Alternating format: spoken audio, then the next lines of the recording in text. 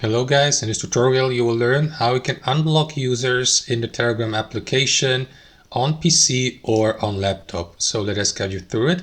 You can do this through the desktop application of Telegram as well as through the web application accessed via Google Chrome or any other web browser. Guys, simply head over to Telegram, log into your account, and for this specific method you will need to access your account settings.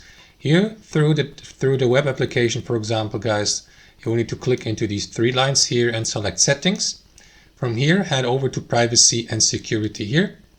And here at the top, you'll see that feature blocked users. As you can see, currently, there are 2 users blocked through my account I created for demonstration purposes. So click into it. And after that, click into the given contact or right click into it and select Unblock to unblock that user. Now, I'm not going to do this because I want this account to stay blocked, but that's how you unblock contacts and users on Telegram on PC or laptop. Guys, thanks for watching and I'll see you next time.